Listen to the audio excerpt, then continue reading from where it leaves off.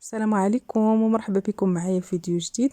وصفة اليوم هي مقروط بالسميدة ومعمر بالتمر طيب في الفران، ما قليتوش في الزيت، كيجي رائع كيف ما لاحظتوا، كيجي هشيش ولذيذ، واحد البنه فيه يا سلام.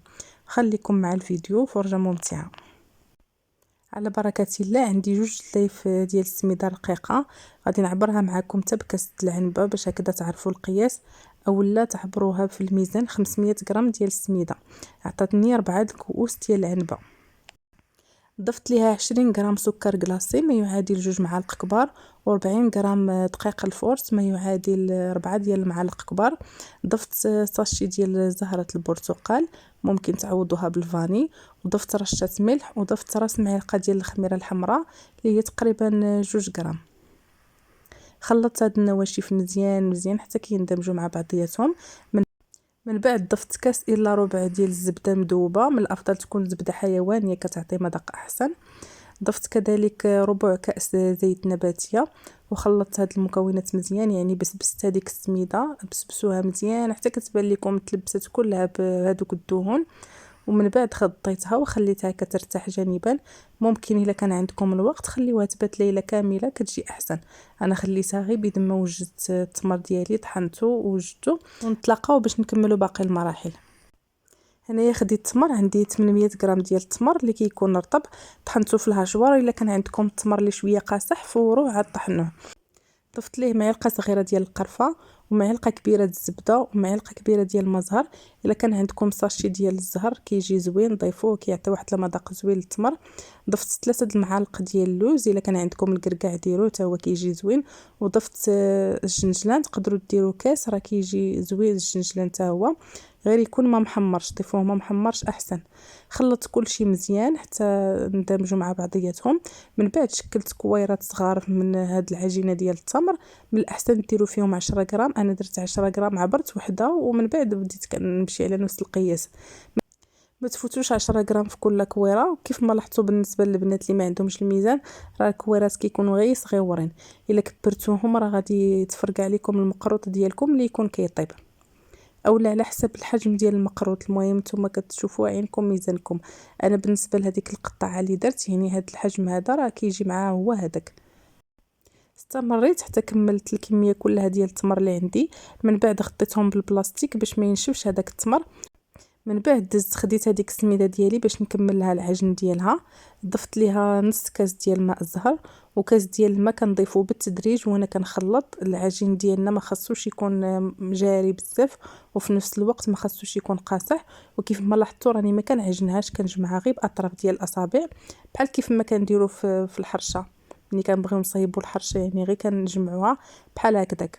هنايا راه الكاس ما ضفتوش كله، بقى ليا فيه تقريبا قل من ربع كاس، تقريبا واحد الاسبوع هو اللي تبقى ليا. كنغطي هذاك العجين باش ما كتنشفش، وكناخذ شويه من العجين تقريبا 20 غرام اللي كندير فيها، كنحلها وكنوضع فيها التمر في الوسط وكنجمعها بهذه الطريقه كيف ما لاحظتوا بالسميده، وكنطبعها بهذه الاداه هذه اللي كيكونوا فيها 4 ديال الاشكال. ممكن الا ما كانتش عندكم ديروا غير الشكل العادي ديال المقروط اللي كنشكلوه على شكل معين وكنقشوه بالملقاش. الشكل ديالو زوين، كنت باغا نشاركه معكم ولكن ما لقيتش المنقاش، ما عرفت فين مشى ليا. صافي استمريت بنفس الطريقه حتى كملت الكميه كلها اللي عندي ديال العجين، وحطيتهم في اللاطه وخليتهم يرتاحوا حتى كينشف باش كتبقى هذيك الرشمه باينه. انا صايبته بالليل وخليته حتى الصباح عاد طيبته. الا كنتو بغيتو تقليوه راه ممكن تقليوه يعني في نفس الوقيته فاش كتساليو التشكيل ديال المقروط، غير انا كنفضلو طيب في الفران احسن من المقلي. هنايا بعد ما كملت التشكيل ديال المقروط، هذه هي الكميه اللي خرجت ليا، نصف كيلو ديال السميده. كيف ما قلت لكم خليتها ليله كامله ارتاحت، عاد دخلته يطيب في الفران اللي يكون سخون من قبل، عافيه تكون متوسطه حتى كيبان لكم تحمر من الاسفل، عاد كتشعلوا عليه الفوق يطيب غير كيتذهب اللون ديالو، صافي كتخرجوه. ما تحمروش بزاف لان مازال العسل كيعطيه اللون. والسر ديال الهشاشه ديالو هو طريقه الطهي، ما طيبوهش بزاف يعني ما تخليوهش بزاف في الفران، وما ديرولوش العافيه مهيله، كيف ما قلت لكم عافيه تكون متوسطه باش هكذا ما يبقاش لكم وقت طويل في الفران. الا بقى مده طويله في الفران غادي يجيكم قاصح، يعني الا كانت العافيه مهيله غادي يشد الوقت في الطياب وغيجيكم مقاصح. هذا هو السر ديالو باش كيجي هشيش. صافي بعد ما خرجته من الفران كنفضوا واحد شويه من هذيك السميده كنديروا في العسل اللي كنكون سخنته. الا كان عندكم المقروط بارد العسل اللي يكون سخون، اولا العكس الا كان المقروط سخون العسل اللي يكون بارد. خليته في العسل تقريبا ساعه حتى كيتشرب مزيان. عاد دزت كنصفيه من هذاك العسل، يعني درته في شبكه وخليته كيتقطر. وهذا هو الشكل ديالو بعد ما وضعته في طبق التقديم. كيجي روعه، كيجي لذيذ وهشيش لذيذ بزاف. غير تبعوا المراحل اللي عطيتكم وراه غينجح معكم ان شاء الله. هنايا غادي نحل معكم وحده باش تشوفوا كيفاش كيجي هشيش وكيجي زوين وعامر بالتمر. راه واخا درت فيه غير 10 غرام راه كيجي عامر. وبالنسبه للتمر هذيك 800 غرام اللي درت راه بقى ليا منها شويه. يعني الا كنتو غديروا نص كيلو نقصوا من الكميه ديال التمر ديروا 600 غرام تقريبا، راه غتكفيكم لهاد الكميه. ونتمنى وصفه اليوم تنال الاعجاب ديالكم.